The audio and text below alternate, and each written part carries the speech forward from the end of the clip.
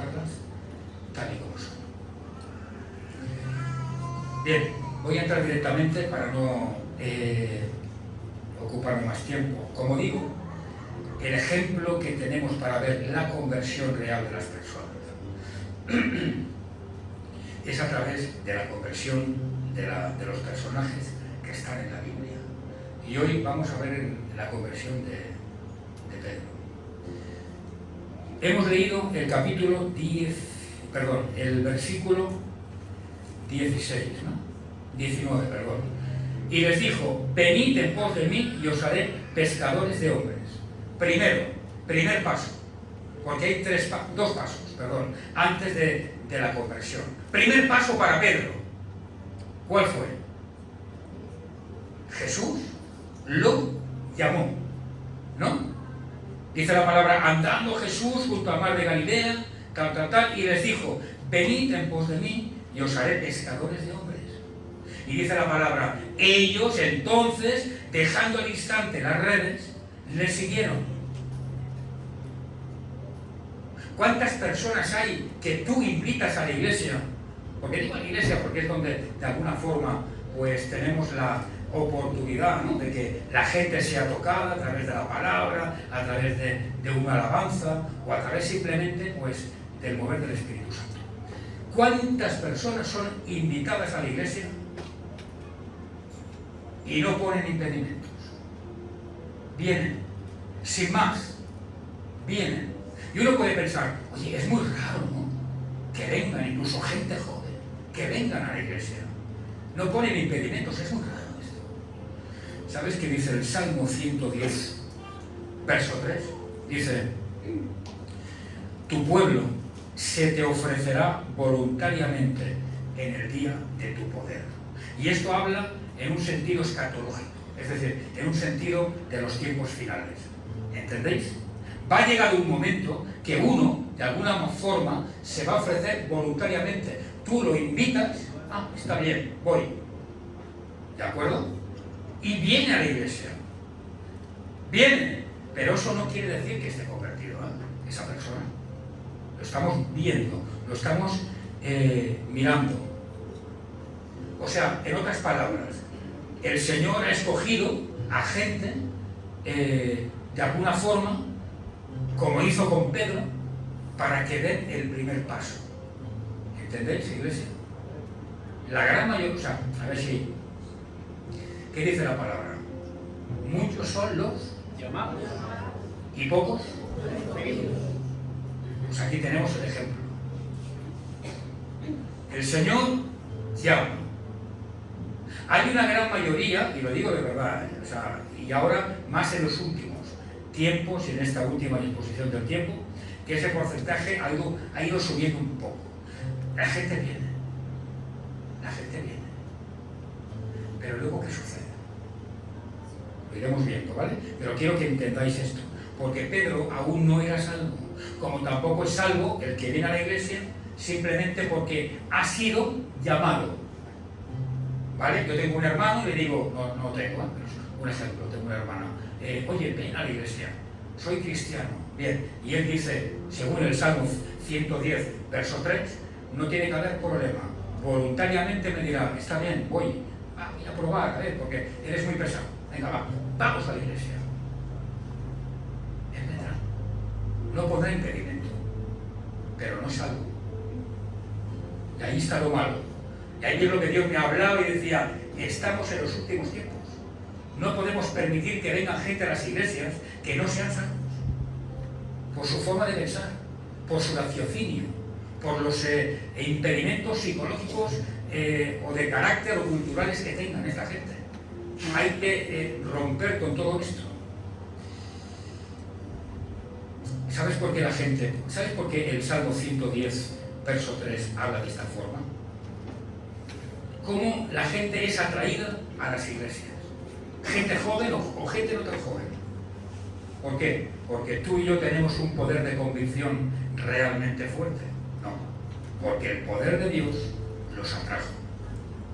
Y siempre voy a lo mismo, porque es bíblico. El Señor te conocía desde el vientre de tu mamá. te conocía. Y no hay casualidades.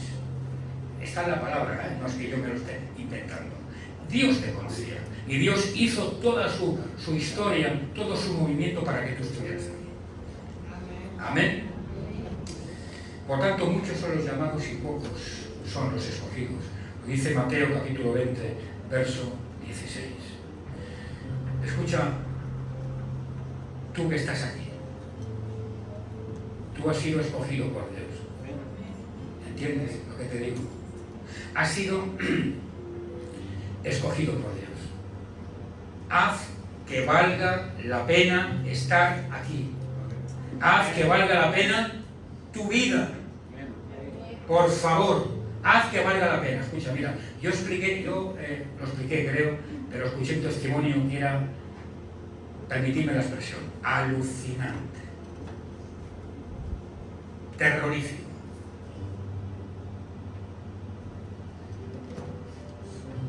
Y esto sucedió en el Reino Unido. Una joven, se burlaban de ella, porque llevaba una vida en el instituto muy extremadamente prudente, hacía las cosas de forma prudente, no iba de fiestas, no iba, permitidme, entre comillas, a ligar por ahí, a perder el tiempo, no iba a malgastar su vida. Hasta que ya los profesores la llamaron, oye, pero tú estás cambiando un poco eres como la antítesis de la gente joven que tenemos aquí en el instituto. Estamos en un tiempo, pues, de revolución, un tiempo donde la gente joven se lo pasa bien, el rock and roll, las drogas, el alcohol, el sexo, esto y lo otro. Tú estás un poco como apartada de todo este moderno. Y la verdad, no entendemos. Tú eres una persona que psicológicamente estás centrada, no estás mal. ¿Qué es lo que te sucede? Y esa niña, esa joven, perdón, les dijo algo a los profesores que quedaron impactados. Hasta yo quedé impactado. Les dijo, muy sencillo. Mi padre vive, mi mamá no. Y mi padre me contó. El médico habló conmigo. Y esto es un caso real. Digo, o sea, ya sé que puede haber otras historias, inventos que hayan habido, tal, pero esto es un caso real. Su mamá tuvo un problema a nivel del parto y el médico no pudo salvarla. Solamente podía salvar a una por problemas, que no sé, no sé, médico, problemas, no sé de qué. No podía, imposible. No podía salvar a la cría que nacía y podía al mismo tiempo salvar a la madre para que su vida, en fin, no corriera peligro. Y habló, dice, y mi papá habló con el médico. Y, claro, mi padre, eso se lo contaba el padre a ella, dice, mi padre dijo, no, pues salve a mi esposo. Claro, porque, a ver, yo lo puedo comprender, humanamente, ¿no? Él conocía a su esposa y no conocía a la hija que iba a engendrar a su esposa. Él amaba a su esposa y él dijo, no, mejor salve a mi esposa. Pero mi madre insistió muchísimo en que naciera yo. Y al final, lo que sucedió es que la última voluntad de mi madre fue la que terminó. Ella tuvo que fallecer y yo nací. Dice, yo no sabía nada, yo nací, yo no sabía nada, no tenía mamá. Dice, y cuando yo tenía uso de razón, mi padre me explicó todo esto. Entonces yo hice una promesa. Y la promesa es la siguiente. Dice, voy a hacer que mi vida valga la pena. Porque mi madre murió para que yo esté viva. Dice, ¿cómo voy a malgastar mi vida como la hace el resto de jóvenes? ¿Y sabéis lo que hicieron los maestros, los profesores? Tuvieron que darme la vuelta, darme la razón. Y se quedaron con un palmo de lengua. Amén, iglesia. Amén. Y es lo que hizo Cristo. No dio la vida por ti. Entonces, ¿por qué malgastamos la vida de esta manera? ¿Por qué? ¿Por qué uno viene a la iglesia y no acaba de convertirse? Ni tan solamente a veces de convencerse. Vengo, pero vengo para pasar el tiempo. Para que pasen las 2 horas o hora y 3/4 o 2 horas y media y me voy y luego hago lo que tengo que hacer y lo que me apetece hacer. Y Dios ponía fuerte en mi corazón que te diga, sobre todo jóvenes, haced que valga la pena estar aquí. Amén. Que valga la pena vuestra vida. ¿Vale?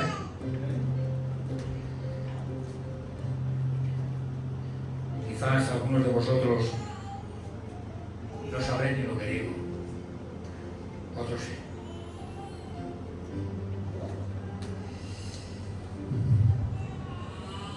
¿Me habéis escuchado, jóvenes? No, tú no. Los jóvenes de verdad, los menores de 18 o 18, 19 años, 20 años. Amén. Haced que vuestra vida valga la pena. La vida solamente se vive una vez. Escuchadme. En esto tengo autoridad. Porque, no porque sea pastor, porque de lo que podáis imaginar, pues, en fin, he hecho cosas. Y os puedo asegurar que vale la pena. ¿Entendéis? Que vale la pena, que tenéis que hacer que vuestra vida valga la pena, porque si no vais a arrepentiros, ¿verdad? Bueno, rápidamente. Segundo, fue Pedro convencido. Primero fue llamado, ¿vale? Fue llamado tranquilamente, como hemos visto, dice la palabra que lo dejaron todo y siguieron a Jesús. ¿De acuerdo? Y ahora, escuchadme, ¿sabéis el tiempo que estuvo Pedro junto a Jesús? No lo sabéis, os lo digo. Estuvo aproximadamente 3 años. ¿Y qué sucede? Porque la pregunta es esta. A ver, en estos 3 años, Pedro vio cosas, ¿verdad? ¿O no? Vio cosas, experimentó cosas. Vivió circunstancias en primera persona, ¿no? Estaba junto a Cristo. Él veía cómo Cristo sanaba, cómo Cristo levantaba, cómo Cristo oraba, cómo Cristo liberaba. Él vio cosas, ¿no? Pero bueno, estos 3 años, de alguna manera, los vamos a omitir. ¿Sabéis la única cosa que fue para Pedro impactante en su vida? La única, en estos 3 años. No era ver cómo Jesús sanaba, no era ver cómo el Señor se movía en un culto, hablo de ahora, no era todo esto, no era ver el poder de Dios. Lo que impactó verdaderamente la vida de Pedro fue la revelación de Dios en su vida, cuando él lo reconoció y dijo: tú eres el Cristo, el Hijo de Dios viviente. Allí fue cuando realmente fue revelado por Dios de algo que, si no es a través de una revelación, un ser humano no puede hacer, no puede confesar, no puede decir. ¿Entendéis? Él confesó que Cristo era el Hijo de Dios viviente. Y escúchame bien, mira, voy a leerte algo para que veas realmente, porque tú puedes decir: pastor, yo no estoy de acuerdo, yo creo que ellos sí eran salvos, yo creo que... Escucha, cuando predico algo lo predico con convencimiento total. Escucha. Lucas capítulo 18, versos 31 al 34. Y aquí vamos a ver claramente cómo Pedro y los discípulos aún no eran salvos. Dice la palabra: tomando Jesús a los 12, les dijo: he aquí, subimos a Jerusalén, y se cumplirán todas las cosas escritas por los profetas acerca del Hijo del Hombre, pues será entregado a los gentiles y será escarnecido y afrentado y escupido. Y después que le hayan azotado, le matarán, mas al tercer día resucitará. Y sigue diciendo la palabra: pero ellos nada comprendieron de estas cosas, y esta palabra les era encubierta, y no entendían lo que se les decía. ¿Lo veis ahora? No entendieron el Evangelio. Dios amado, no entendieron nada. Pedro estuvo 3 años junto al Maestro. Pedro veía como Jesús levantaba muertos, limpiaba leprosos, liberaba a endemoniados, como predicaba la palabra, como la gente le seguía, y no estaba convertido, no entendía el Evangelio. Hay gente en las iglesias que viene durante tiempo y no entienden el Evangelio porque no están ni convertidos ni convencidos. Y ha llegado un momento, y no es una crítica, no, ha llegado un momento que esto tiene que marcar un punto de inflexión. Hay que cambiar eso. No puede ser que seamos cristianos solamente llamados. Tenemos que estar convencidos y convertidos, porque si no, no hay salvación. ¿Qué hago entonces yo? ¿Qué estoy haciendo? ¿Pierdo mi tiempo? No pierdas tu tiempo. Te lo digo, no lo pierdas. Pastor, ¿qué me estás invitando a que me vaya? No, te estoy invitando a que marque un punto de inflexión tu vida, a que digas, tengo que hacer que mi vida valga la pena. Llevo 2 años, 3 años, 1 año, 6 meses, 8 meses, pero ha llegado un tiempo donde debo tomar una decisión, no perder más el tiempo. No puedo ser un cristiano simplemente llamado, debo convertirme. ¿Entendéis? Pedro y los discípulos, dice, y esta palabra, o sea, no eran convertidos, dice, y esta palabra les era encubierta, y no entendía lo que les decían. Es como uno de fuera, ¿verdad?, que viene aquí y uno predica y no entiende nada. Me he encontrado con estos casos. No entienden, pero es que yo no entendí esto, no entendí lo otro. Claro, ¿cómo vas a entender? La palabra para ti es encubierta. ¿Entiendes? Es encubierta. ¿Sabéis lo que es eso? ¿Sabéis lo que significa eso? Escucha, era la tercera vez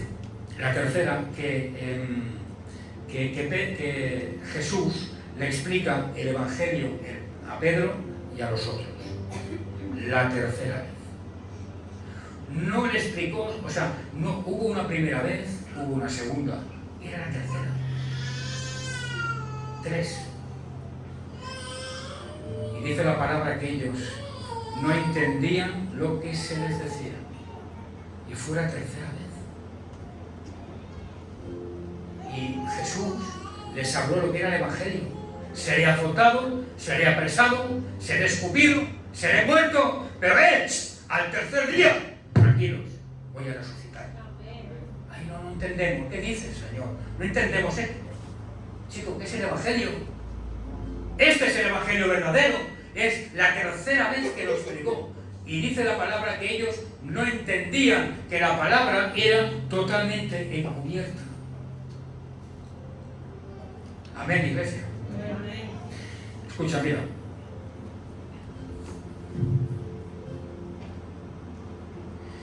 Dice Lucas capítulo 22, verso 31, dice, y después que le hayan azotado, le matarán, mas al tercer día resucitarán. Pero ellos nada comprendieron de estas cosas, y esta palabra les era encubierta. Perdón. Lucas 22, 31, dice, dijo también el Señor, Simón,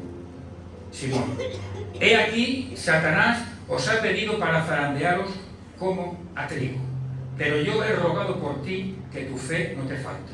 Y ahora escucha bien. Repito, Lucas 22, 31. Y escucha bien. He rogado por ti para que tu fe no te falte. Y tú, una vez, ¿qué dice tu Biblia? Vuelto, ¿verdad? ¿Sí o no? ¿Sí? Bien. ¿Sabes qué significa esto en el original de la Escritura? Convertido. Convertido, iglesia. Voy a volver a leer. Y le dijo también el Señor, Simón, o sea, Pedro, he aquí, Satanás os ha pedido para zarandearos como a trigo, pero yo he rogado por ti, que tu fe no te falte. Y tú, una vez te hayas convertido, confirma a tus hermanos. Él le dijo, Señor, dispuesto estoy a ir contigo, no solo a la cárcel, sino también a la muerte. Y él le dijo, Pedro, te digo que el gallo no cantará hoy antes que tú niegues 3 veces que me conoces. O sea, Pedro no estaba convertido. ¿Y qué le dijo a él, a Cristo? Tranquilo, Señor. Yo estoy dispuesto a ir contigo hasta la muerte. Y no estaba convertido. ¿Veis eso? ¿Y qué significa esto? Él no entendía nada. Él creía que podía, tanto él como los suyos, como los discípulos, ir por la vida sin convertirse. Creían que, bueno, pues el hecho de ir simplemente acompañando a Jesús, con eso ya era bastante. Que tenían la protección de Dios, que podían obtener la bendición de Dios, que podían obtener todo lo que Dios tenía para ellos, y es una falsedad. Eso es simplemente una parafernalia, como hay otras ramas cristianas que lo tienen. ¿Entendéis? ¿A qué me refiero? ¿A qué me refiero? A los católicos. Lamentablemente, ¿verdad? Ellos con sus formas y con sus estrategias, con sus liturgias, aunque, bueno, la salvación según ellos es por obra, bueno, parece que el convertimiento no hace falta, porque, ¿entendéis? Es muy diferente. Señor, dispuesto estoy a ir contigo, no solo a la cárcel, sino también a la muerte. O sea, él no estaba convertido, pero sin embargo creía que podía llegar a hacer cosas para Cristo cuando realmente no podía.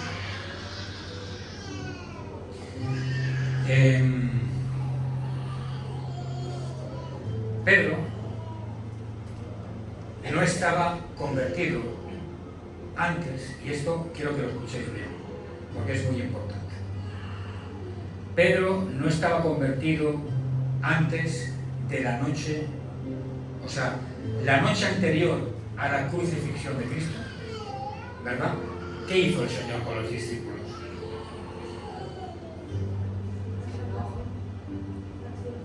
¿Verdad? Hizo eso. Partió el pan, se juntó con ellos, les habló. Pues bien, que sepáis que cuando veáis esta imagen, donde sea, en un libro de historia, en la Biblia, en cualquier estudio, que sepáis que en ese momento, en ese preciso momento, no había ni uno solo convertido. ¿Amén? Ni uno solo convertido. Eran todos incrédulos. No habían entendido nada. Por eso, la noche antes, Pedro aún no estaba convertido. Aún no.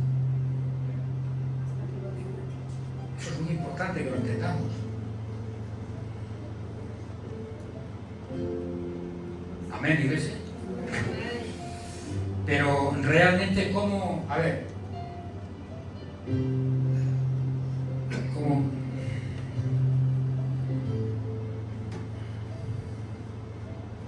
Dice Lucas 22:33, dice: Señor, dispuesto estoy a ir contigo, no solo a la cárcel, sino también a la muerte. Él estaba convencido de que no necesitaba ser convertido. Pero ¿cuándo ocurrió realmente la conversión de Pedro? ¿Cuándo? Porque si a última hora estaban cenando juntos y aún no estaba convertido, ¿cómo fue? ¿Y cuándo se convirtió Pedro? Quiero que penséis. Escucha, Jesús, ¿qué le dijo? Dice: Pedro, te digo que el gallo no cantará hoy antes que tú niegues 3 veces que lo conoces. Lucas 22:34, ¿verdad? ¿Sí o no? Eso dijo Jesús. Pero Pedro estaba muy equivocado. Él pensaba que podía vivir de esa forma. ¿Entendéis? Como el que viene a la iglesia y viene y no acepta a Cristo, no se convierte, y van pasando los días, los meses, las semanas, el tiempo. Bueno, no pasa nada. No, es que Pedro no entendió. Es que Pedro no entendía que necesitaba a Jesús en su vida. Como hay gente que no entiende que necesita a Jesús en su vida. Pastor, yo no puedo aceptar a Cristo. Yo entiendo por qué no. Yo lo entiendo. Claro que no puedes aceptar a Cristo. Porque estás haciendo tu vida y vives en pecado. Lo entiendo. Pero chico, cambia ya. Cambia ya. Ya sé que no puedes aceptar y no me lo dices. No puedo aceptar a Cristo. No quiero, más adelante. No te voy a preguntar por qué no, porque sé el por qué. Porque vives en pecado y porque te gusta el pecado y porque dices, ¿cómo voy a aceptar a Cristo si voy a vivir en pecado? Lo sé, ¿eh? Si todo esto lo sé. Pero se acabó ya. Tienes que decidir algo. No puedes venir a una iglesia y perder el tiempo. Igual estás, de alguna forma, simplemente llamado. ¿Sabes cuándo fue convencido Pedro? Cuando el Señor le reveló quién era Jesús. Era el segundo paso. Allí Pedro fue convencido. ¿De qué, pastor? ¿De qué? ¿De quién era Jesús? Primero Jesús lo llama. Lo deja todo. Viene a Cristo. Pasa un tiempo. Pasan 3 años. El Señor luego le da una revelación. ¿De acuerdo? Y allí Pedro reconoce verdaderamente quién es Cristo. Allí es convencido. ¿Para qué? Para el próximo y último y definitivo paso, que era la conversión. Pero que ya está bien, que ha llegado el tiempo de tomar una decisión. Que yo no puedo estar tanto tiempo sentado en una silla sin ser salvo. ¿Entendéis? No sé si lo entendéis, no sé, pero...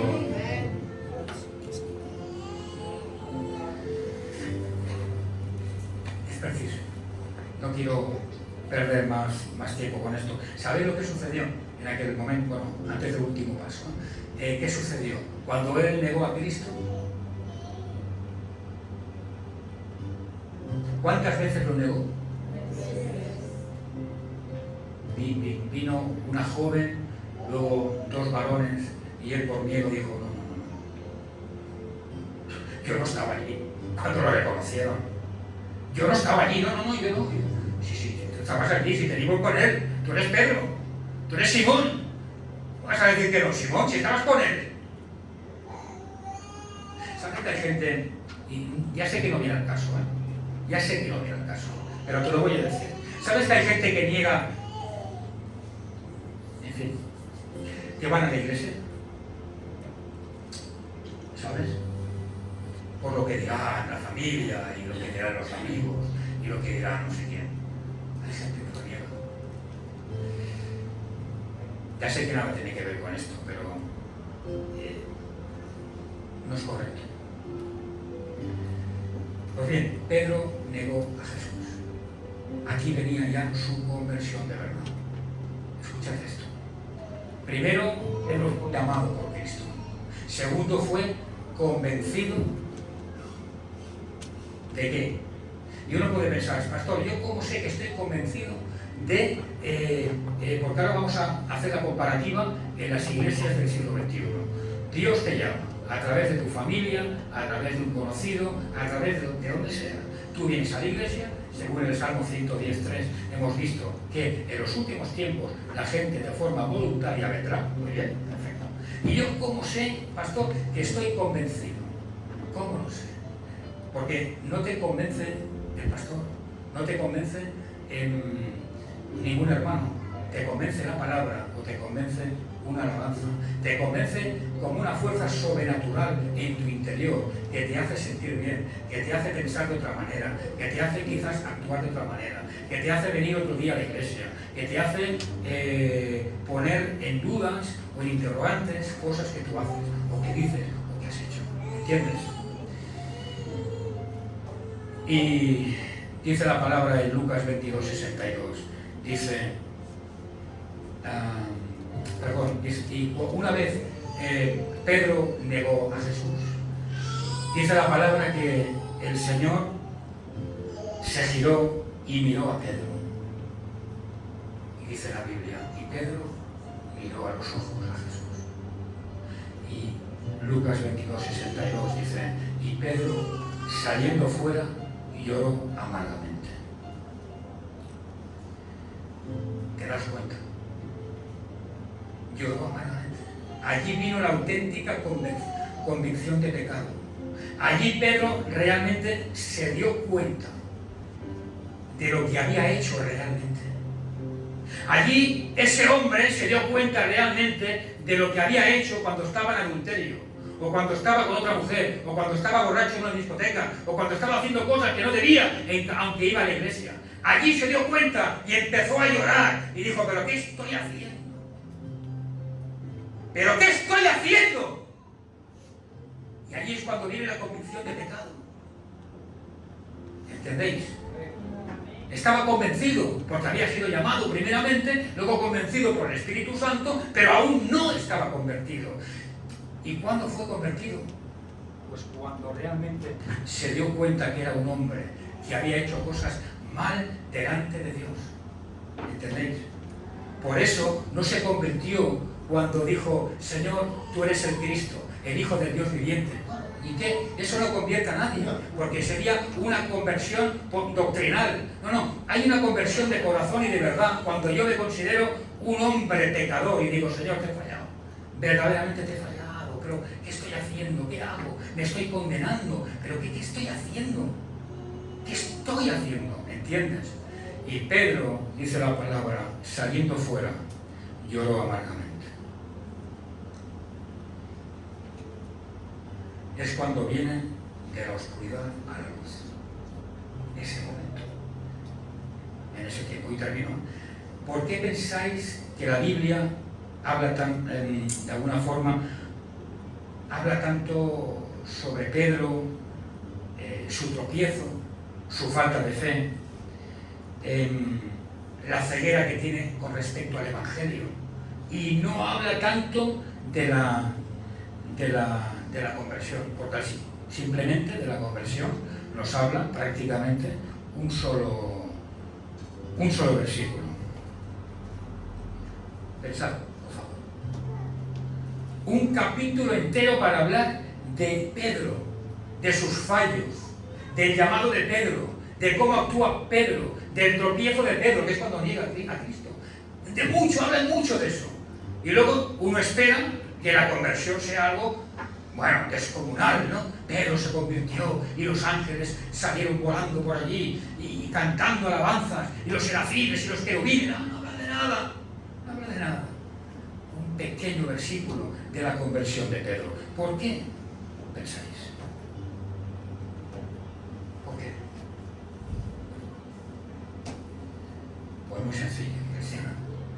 Porque el tropiezo en el ser humano y la convicción de pecado son los pasos previos para precisamente una conversión verdadera. ¿Entendéis? Cuando uno tropieza y se da cuenta, tropieza me refiero ya sea en pecado o como sea, principalmente en esto, y se da cuenta, es el paso previo. El paso previo, ¿entendéis? Por eso no todo el mundo es convertido. Y disculpadme, le digo con mucho cariño, con mucho amor, y porque soy el pastor de la iglesia y porque lo sé, pero no todo el mundo es convertido. Es lamentable, sí. Es penoso, sí, claro que sí. Y mi obligación como pastor es de tirar del carro hacia adelante y de que la gente entienda que no basta con estar convencido. Sí, es que Dios me ha hablado mucho a través de la palabra. Sí, es que Dios me ha tocado mucho a través de las alabanzas. Sí, es que voy a ir a la convención a ver si Dios me toca. Igual Dios te toca y vienes igual y no te conviertes. ¿Entiendes? Y ahora seguramente tienes un tiempo especial y diferente en la convención, donde Dios puede tocarte. Dios igual está aquí que allí, sí, pero donde hay, dice la palabra, 2 o 3. O sea, donde, ¿entendéis? Y donde hay multitudes, el Espíritu Santo, de alguna manera, pues se eleva su palabra, ¿no? Y allí pueden haber grandes prodigios y grandes milagros. Escucha, no basta con estar convencido. Necesitas convertirte. Hasta que no seas llevado fuera y llores amargamente como Pedro, no hay nada que hacer en tu vida, iglesia. Hasta que no te sientas como Pedro, no hay nada que hacer en ti. Y mi obligación es orar para que tú te sientas de esta manera. ¿Entiendes? Pedro fue primeramente llamado, seguramente convencido, y tercero, hubo la conversión de corazón.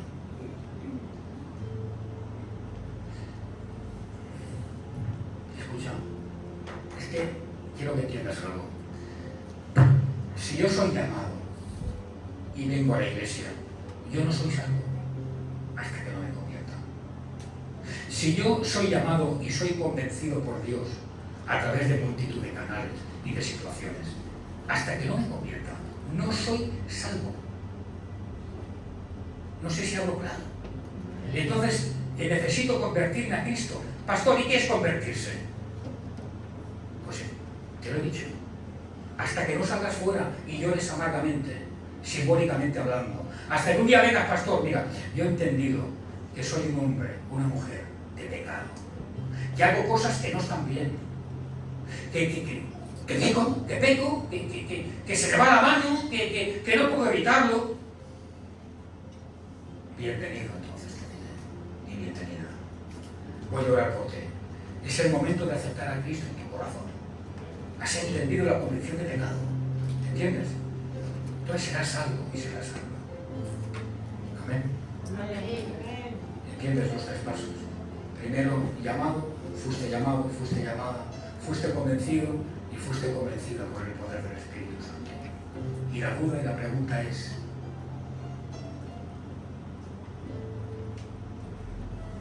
¿te has convertido? No me contestes. Pero igual que antes te he preguntado, al principio, te hago la misma pregunta. ¿Te has convertido de corazón? ¿Eres salvo, eres salvo? ¿O a qué esperas? ¿A qué esperas? ¿A que Dios haga un milagro, se abran los cielos y Dios separe las aguas del Mar Rojo? ¿Otra vez? No va a pasar más eso. Estamos en otra disposición, estamos en otro tiempo. ¿Entiendes? Y ahora depende de ti y de mí. Así que yo quiero animarte a que tomes esa decisión de entregarte a Cristo y que vayas a la convención con la convicción de que allí puede suceder algo sobrenatural y que Dios puede sorprenderte. Amén, iglesia. Amén. Señor, quiero darte gracias, Padre.